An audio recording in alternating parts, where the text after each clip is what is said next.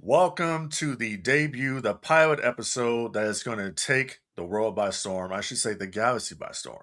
I'm your boy, Frank Dee Vader, alongside my co host, Gib'yon, and welcome to the debut episode of the Rebel Empire, the only podcast that truly brings balance to the Force. And listen, man, we've known each other for a while.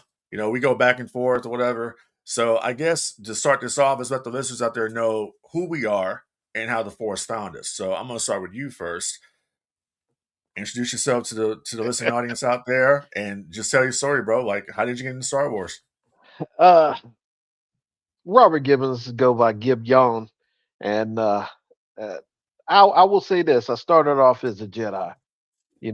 That's growing up. I started off being brought to the Force 1977 in theaters. My dad took me and my brother to see this new Star Wars movie that was going to be compared to Star Trek, and we got blown away. And I've been living in a galaxy far, far away ever since. But like I say, I started off a Jedi and then came this thing called the Mandalorian. So I go with Mandos a lot now. But dude, I've been rocking since 1977, out the gate. I saw it twice that first time and haven't missed anything since. So yeah. And It's funny to actually like talk to people that actually saw the original Star Wars before it was called A New Hope, the original Star Wars yep. in the theaters. And it's a crazy experience. One, but I will hopefully, knock on wood, we'll be here to see in 2027, the 50th anniversary of Star Wars A New Hope when it Mhm. hits the theaters. I can't wait for that. You know what I mean? Like, you just got to get through 26 and go to 27. We got A New Hope coming back to theaters, and we got Starfighter, which is going to be Yes. interesting to see what that happens there. But myself, real quick, as far as I go, so how I got into being a part of this galaxy far, far and away. I was not a fan of Star Wars growing up. And my thing was, and I was stupid to say this, but I'm gonna keep it 1,000 because this is my thought process. I said real black people don't watch Star Wars. That was my ignorance. That was ignorance. That's how I looked at it because I'm like, if you come from where I come from, you didn't watch Star Wars, you didn't watch Star Trek, and all this different type of stuff. So I was into the Mighty Morphin Power Rangers. That's what I was into growing up, right? Okay. So Right. fast forward to 2014, going into 2015. My girlfriend at the time, which is now my wife, she says, "What do you want to do for New Year's coming up, 2015?" I said, "I don't know. What do you want to do? I don't want to go anywhere." She says, "Well, let's watch Star Wars." I'm not watching that. Like, no, I don't want to watch any of this stuff. I said, no. I said, real dudes don't watch this. Right? Real dudes from the hood don't watch Star Wars. I'm not watching this. She says, okay, just give it a chance. So we ordered the movies on Amazon Prime. Okay. So we watched them in machete order. All right. So Okay. I Okay. watched the first one and I said, okay, it's all right. Then we watched another one. Okay. Okay. Then we watched another one. Now I'm getting into this. I'm like, okay, D, you're an idiot because this story, this story is pretty good. And then I'm just like I'm blown away by everything I'm seeing. And I'm like, wow, Right. just seeing Maul and seeing Anakin Skywalker and Darth Vader, Luke Skywalker, Princess Leia, Han Solo, like this entire galaxy that I didn't even know anything about. And it's just Yeah. like, this is crazy. And it's like my obsession kind of grew from there with this to the point where the first Star Wars movie I ever saw in the theater was Force Awakens. See. And Oh. I came in, under the Disney umbrella. Okay. So but my first taste of Star Wars was the prequels in the original trilogy. Yeah. So I did not when I went to the theater and saw The Force Awakens, I didn't hate The Force Awakens when I saw it. I didn't have a problem with it. I actually enjoyed The Force Awakens. I enjoyed watching it on the screen. People don't understand this. You have to watch Star Wars in the movie theater on the big screen to understand the experience, Yes. even if it's a crap movie. You have to experience that way. I saw it in the theater and I was like, "Whoa!" It blew me away. That's how it was for me. Now, hey, let's go back to you. How So did you? check this out. Oh, I'm go ahead. kind of envious. Okay. There's a reason why I'm envious because you got to see Star Wars from one, two, three, then four, five, six, and Right. then got to see The Force Awakens on the big screen as your big thing. So you Yeah. saw it chronologically. I Mhm. saw it four, five, six, Right. and then one, two, three, and then seven, eight, nine. Right. But you know, I'm a little bit jealous because when you go back and you watch them chronologically, you get the full of the story. Right. And then since then we've got Rogue One and those that have filled in some of the gaps. Yeah. And so they tell the complete story, but I am envious of that, you know. Uh, so it's my hats off to you for that one. But you know what's funny is when I tell people about Star Wars and they say, "Well, how should I watch Star Wars?" Oh, simple. You need to watch it four, five, six, and then one, two, three. The reason why is because for you to truly understand the tragedy that is Darth Vader, you have to watch Yes. it that way. Because Yes. if you watch it one, two, three, four, five, six, it's going to be like, oh, whatever. But if you watch it the way George intended, which is backwards, you get the full like, oh my god, this guy went from here, and this is how it all started, and that's what a lot of people do here. But like you just said, we've had Rogue One come into play. I think Rogue One, hands down, is the best Star Wars movie they've done under the Disney umbrella. And I'm gonna tell you another Yes. one that I enjoyed too. I enjoyed Solo. A lot of people didn't like Solo. I enjoyed Solo. I thought Solo was good. I didn't like the whole robot romance thing, the droid romance with Lando and all that. I thought that was stupid. Yeah. Other than that, I enjoyed Solo. I thought it was a good movie. So let's. I'm old school. I'm OG OT. I'm George pre Disney. I'm EU Hmm. to the heart. But I do like when I watched Force Awakens in theater. I wasn't upset with it. I understood what they were doing. They were taking a bit of what happened with A New Hope in the theater, and they were doing the same thing. You see what I'm saying? They were Yeah. doing the same thing, so it felt for some of us old heads, it felt familiar. It felt comfortable. For the Right. new guys, it's like, oh my god, this is this. And then Solo, I agree with you. I like Solo. Yeah, I know a different backstory for Han and how he met Chewie and all that stuff. Okay, but for this new vision of going on, hey, I press the I believe button. This is good. This is how you bring new people in. Um, it's unfortunate that it suffered the fate that it did Yeah. and why it did, but I'm not going to dwell on that. I Right. liked it, for what it was doing and what it was bringing in. We got old girl Kiera, his girlfriend. Hmm. We got to see the Dark Sun, Darth Hmm. Maul in that, Yep. Yep. Yep. and it's one of those things where you are continuing to expand the galaxy, the Star Wars lore, and that's what Yeah. I love. Star Wars lore and being that, and I'm not so set in my ways that I can't you know, unravel and say, okay, let me see where this new arc is going to take me. Hmm. Because I mean, I like I both. think I Go think ahead. that's where a lot of people get messed up in you deal because like you just said, man, you have the original trilogy fans, but then you have prequel fans. Then you got original trilogy fans that don't Yes. like the prequels, and that happened. Yes. That's even till to this day. Then you Yes. have a united front of OG fans and prequel fans that hate the sequels. But then you have people that are the sequels that want to be accepted by So it's so much, and it's like listen. At the end of the day, it's all about the force.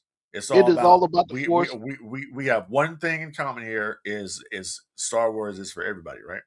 and the love of a That's what it's galaxy supposed to be. far, The far love of the guy. away, Absolutely. and So that's kind that's of where like we go. now. Am I going to say that they hit everything a home run? No, I'm not going to say that because they have not hit Right? home runs. We understand it, which leads me Yes. to the next topic here that I want to get into because I think we firmly established who we are and what we are. Yes. Um, the state of the galaxy right now and the state of Star Wars as a whole. Mhm. We can be podcasts out there like everybody else that goes out here and just, grift and talk and want to put down and bury everything. No, we're not doing that. We're having a civil discussion here about the state of the galaxy.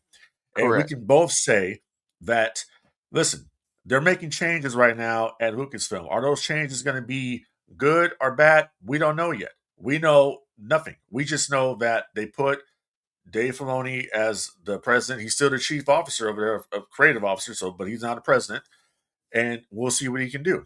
Now, Yeah. has Dave Filoni been spot on with a lot of stuff he's done? No. Listen, I'm one of the people out there. Me personally, I like Ahsoka. I actually like the Ahsoka show. I did.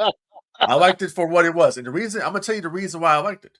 The reason why I liked it was because I liked the character of Bayman Skoll. Bayman Skoll and Shin Hattie loved those two characters. But I also Yeah. like the fact that he brought back my guy Hayden Christensen, Anakin Skywalker. Brought him Yes. back into the fold. That's what I liked about it. Now, were there problems with the story? Yes. Why was Ezra so weak compared to Sabine? Don't know. Don't like that. But I like the show. You know what I'm saying? Yeah. We don't. They're not going to hit out of the park on all of them. But I guess the question is to you, and then I'll answer: is what do you think the galaxy, the state of the galaxy is right now? Can Dave Filoni basically be a new hope for Star Wars? I like the way you put that. Is he Luke? He can be. He most definitely can be. Here's why. Because right now, you finished out the Skywalker storyline, right? So you finished that out. We've got episode 9 and all that stuff. Now the galaxy is open. So much can be done. So much can be brought in. You can do a new Jedi Order, which some of the rumors are that the new Jedi Order is on the horizon front. All right, cool. It is so much that can happen, and it's how they do it. Yeah. Okay, it's do they want to push certain narratives or they want to do this? I think it has to be like the Force. You have to have that balance, Mm-hmm. and I, I think Felonius can pull it off. I think he. That's my nickname for you guys out there, and that's a personal. We'll get into that. But Dave Filoni, I call him Felonius, but uh, good-heartedly, because I have to say with the Clone Wars and what he's done with the Mandalorian and some of the other shows, Ahsoka, they're keeping Star Wars going and they're moving forward and they're expanding. Yeah. Um, Ahsoka, I did not like the Ahsoka character when she was first presented. Uh, Right. it clashed a little bit with my where the heck did she come from? Who was this? Yeah. Right. Right. Right. Now, and all the different things that was going on with her during the Clone Wars and all that stuff, I was like, okay, all right, boom. Then I saw with Rebels what was going on and how they brought her in, and I was like, okay, that's cool. She's grown. She's doing this. The Ahsoka live action TV series, I wanted to. Uh, I watch them all and go. I want to see what's going to wow me, and it did. I liked it. I liked where it was going. Was it perfect? No. No. But was it great? And again, Balin, Shin, those were the breakaway characters, and of course, Ahsoka herself. You brought back Ezra. Uh, Mm-hmm. you know, we get to see the lost fleet and that sort of stuff. So I'm waiting to see what they do with it next. We all think that we know where it's going to go with, the statue of the father. Yep. We think we know where we're going to go. I want to see it get there and expand it. Um, there's so much that can happen. Yeah, I mean, I totally agree with you on that. I think Filoni can be a new hope for Star Wars. I think John Favreau can help him and guide this ship back to where it should be. I think, though, once again, we need to balance this force here. And I think what you have to do is, and I've said this before on the No Gimmicks podcast, which you can check out on the DFPN and all your listening platforms. I've said basically that you need to kind of have something for everybody. If you have Yeah. original trilogy fans, cater to those fans. You got prequel fans, cater to those fans. I mean, really, honestly, what they need to do at Lucasfilm is develop, I would call, legacy brands. And what that basically is, you have certain teams that present certain content. Disney Plus is a huge platform which you can make shows very inexpensively, by the way, as we've seen with a lot of the AI. You can make these Yeah. shows. You can give fans what they want. And what you need to do is not push certain narratives, not push certain agendas, bringing people back into the force and let people enjoy Star Wars and bring it Correct. back. And that's where you do it. I see this when I go. A lot of people don't know I'm a member of the 501st Legion. So when I go on troops and all that, appreciate that. It took me a long time to get there, bro. Long time. But when I go to these troops and I see these fans out there, and I'm like, these people still love Star Wars. They love these characters. They love Darth Vader. They love the Stormtroopers. They love Ahsoka. They love all these different characters, and it's like that's what you need to be focusing on here. And you can write the ship. I think Dave Filoni with all the stuff, and I don't know if it was influences by certain people that are not there anymore. I don't know. All I will say is this: I think Dave Filoni actually can right the wrong and fix this situation. He has no choice at this point but to fix this situation because Correct. he has to bring it back. I personally think that we had a lot of missteps with a lot of Star Wars content. Season 3 of The Mandalorian, we kind of had a stutter step right there. Yeah. The Kenobi series was a stutter step. I think I still stick by this till this day. If it had been a show, basically Darth Vader and the Inquisitors, I think that would have got over more than calling it Obi-Wan Kenobi because once again, the show people tune into that show because of the fact that you brought back Ewan McGregor and Hayden Christensen in those respective roles. That's why people watch. Then you insert the third character into it, which was Riva, and you Yep. make it about her and you kind of change the entire thing. Basically, okay, she reveals Anakin Skywalker's alive, which is not how it happened. Obi Wan found out about that in the cantina, basically, Yeah. uh, on in Tatooine. That's how he found out. Saw him up there, but whatever. So if it had been a show about Vader and his Inquisitors, I think that would have been fine. I think Yeah. Filoni has shown me by creating that segment he did in Ahsoka with the live action Clone Wars, he can do it. He Yes. can, if Oh he's my God. focused, he can do this. So I'm going to say right now, for me, and people can disagree all you want to, that's fine. I think Filoni can bring Star Wars back with I think with he the can. right guidance and the right people around him, and him reaching out to the creator. I think that he can bring Star Wars back, but you got to cater to everybody. You got to Well, cater to those fans out there. I will say this. I don't think that people, people say Star Wars has fallen off. I don't think Star Wars has fallen off.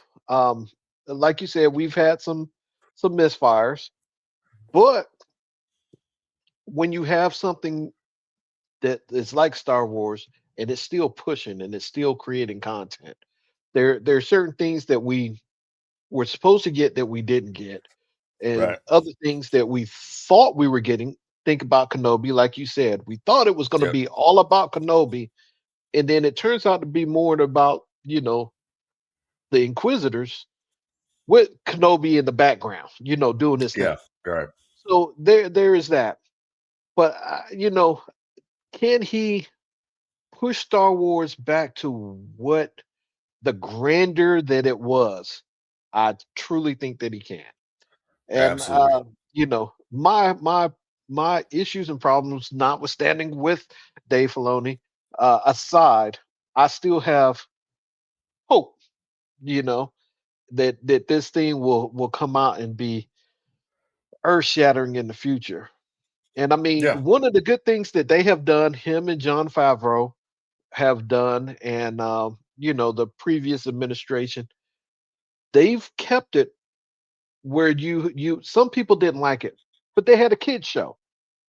Mm, Basically, kids going out into the galaxy, meeting up with the dude who's force sensitive, um, and going on.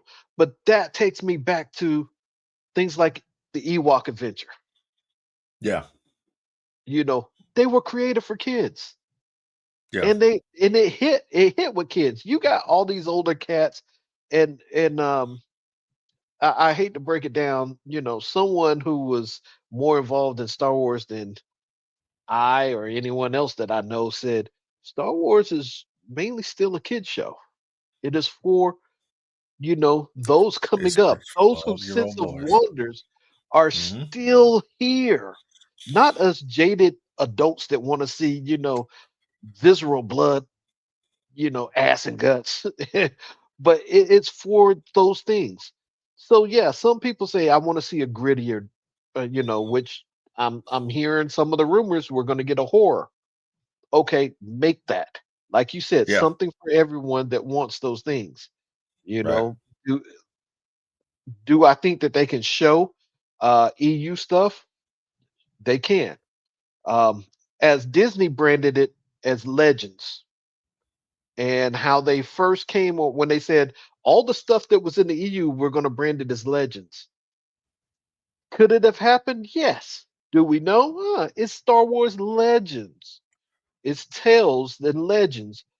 And so I had to put myself into that situation and look at it from there and go, okay, so they've chosen bits and pieces from Legend to incorporate.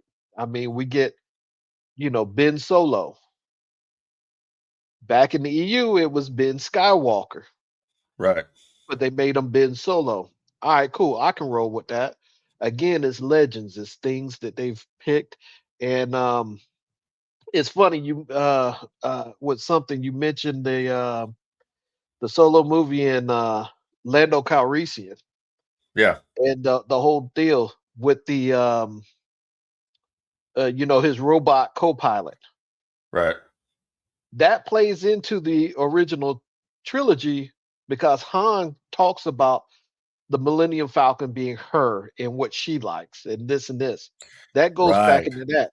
But it Yeah. also does reach into the EU, the legends, because during the Yuzon Vong, the New Jedi Order, the Yuzon Vong invasion, they had a whole deal with the droids being hated on and being destroyed, which they showed her going buck wild in that one place.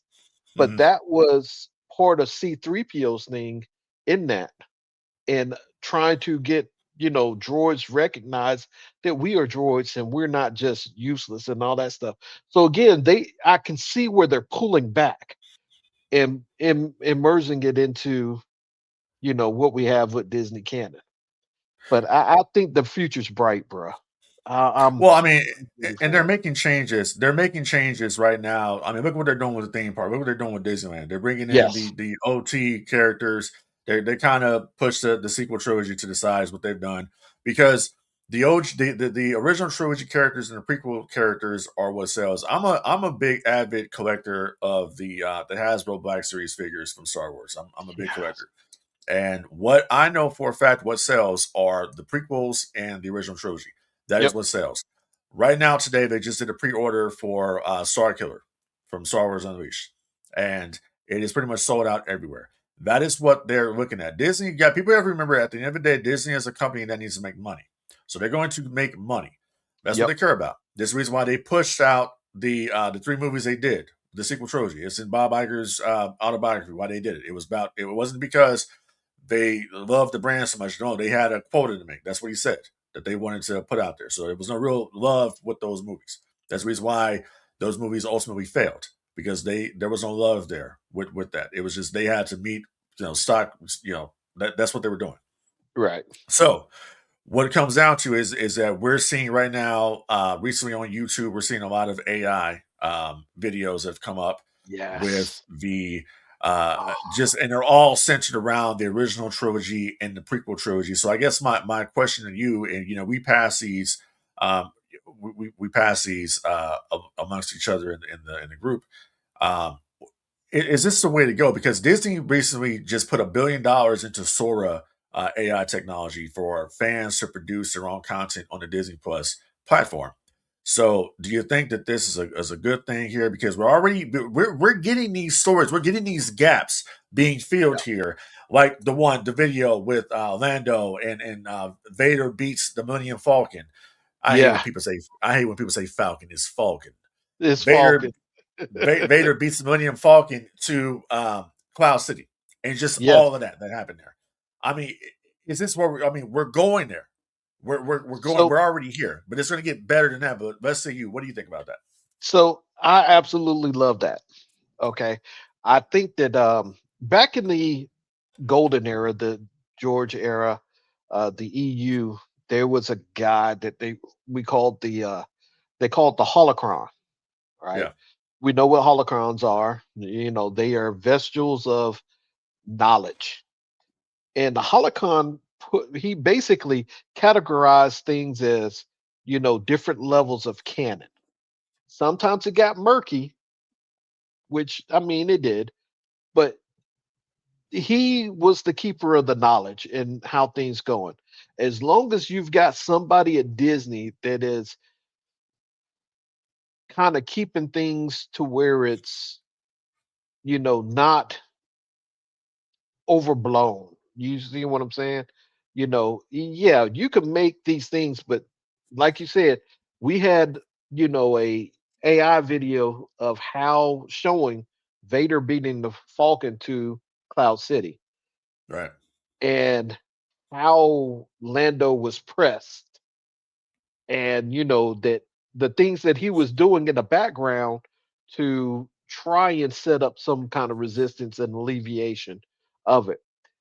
Those things, I'm all that. But if you show, okay, Luke going out and getting buck wild and doing all this other stuff, we know that that didn't happen. right, Okay. So those type of deals is what I mean. As long as there's someone that is keeping a sanity check, I say go for it.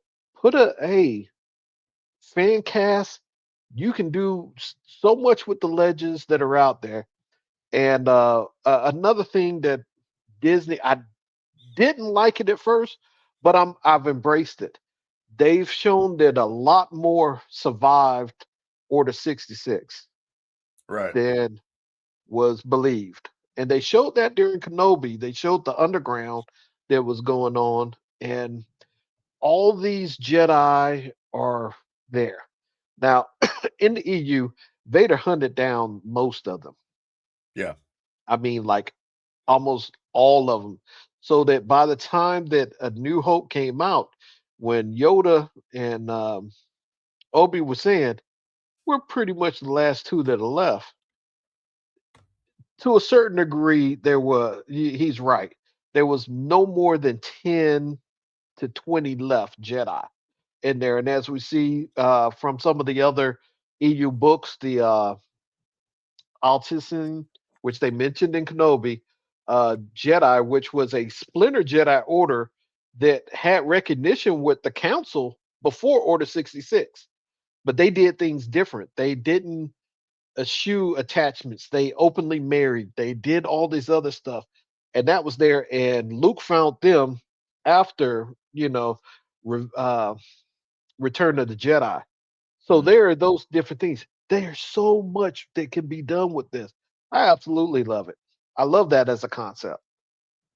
Yeah. No, I totally agree with you. I think the AI is the future. It fills in a lot of gaps to the stories. It just builds upon the universe. And I think Disney is starting to recognize that, and Lucasfilm especially are recognizing that. And I think that we're going to see a lot more of this legacy content in the future. There's rumors of the horror show, which is basically like Vader's nightmares, what Vader sees. I mean, we got Darth Maul show coming out. We got a lot of stuff coming up in the future. But as we wind down here on the pilot episode of the Rebel Empire, what do you want the listeners here to gain from this experience here? What are we going to bring to the table here as we do this podcast that's going to be different than any other Star Wars podcasts out there? All right. What I want the listeners to take away is you got two guys, one from the old school, one that's new or new-ish. You've been here for a second and you've been Right. doing it. And I want them to take away our love and immerse themselves in our love for the galaxy. Um, to be invited into our hopes and our dreams and not just bagging on different stuff. Yeah, there's some things that we like more or less or any of that stuff, and uh, things that's going on, and we may mention that, but not get so caught up. So much now that you hear out there's people that are like, "Oh, this sucks and it's garbage," and yeah, yeah, yeah. Mhm. Come on, y'all. Again, Right. Rebel Empire, a balance between the light and the dark.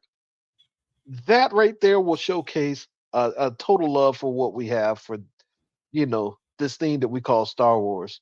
Um, you you kind of blew through it, and I'm not going to let you get away with that. You're a part of the 501st.